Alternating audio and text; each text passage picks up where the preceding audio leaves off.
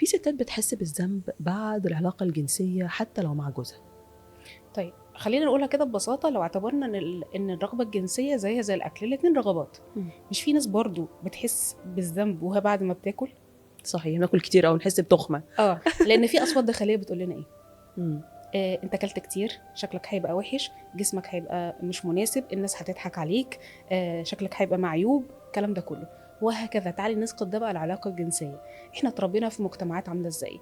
بتقول ايه عن الجنس؟ بتقول ايه عن الجسد؟ بتقول ايه عن الأنوثة الحقيقية؟ احنا بنتكلم على الستات، وبنقول للراجل علاقتك ايه بالست؟ علاقتك ايه بالأنثى اللي معاك؟ لو كانت الرسائل كلها فيها أمان واطمئنان وسماح وحدود مشروعة زي ما ربنا قال عليها، احنا الحقيقة بنطلع وبنتولد بنعمل علاقات جنسية ما فيهاش خزي وعار، وما فيهاش كمان أي نوع من أنواع الصور المشوهة عن نفسي وعن جسمي.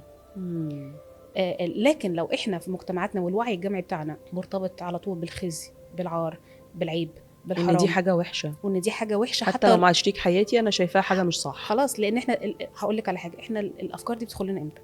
بتدخل لنا واحنا اطفال. ده الجهاز العصبي وبتكبر معانا. وانا بستقبل الكلام ده، بستقبله وانا مش قادره افرق ما بين الحلال والحرام، وانا لسه مش قادره افرق انا هفصله امتى، انا ما فصلتوش لسه. انت فاهماني؟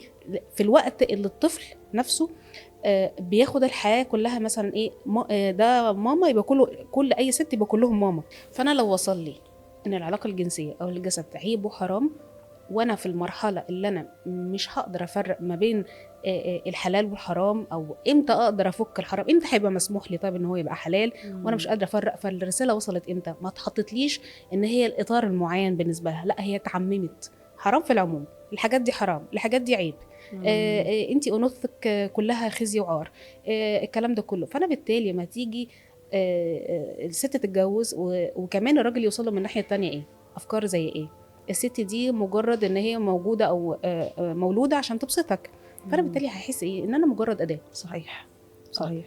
فبعديها يبتدي الاداه دي تبتدي يطلع معاها في وقت العلاقه الجنسيه، يبتدي معاها يطلع معاها ايه، افكار، يبتدي يحصل هنا المثير بقى، يبتدي يخش، يبتدي يطلع الافكار اللي متخزنه من وانا صغيره، فتبقى عامله زي ايه، انا دوست على زناد الافكار اللي هتطلع في وشي، فكانت الافكار انتي كلها مش مبسوطه وندمانه ومش في احسن حالاتك. لو كانت افكار كلها رحمه وحب وانوثه حقيقيه، انا ربنا خلقني انثى، ليه ادفنها؟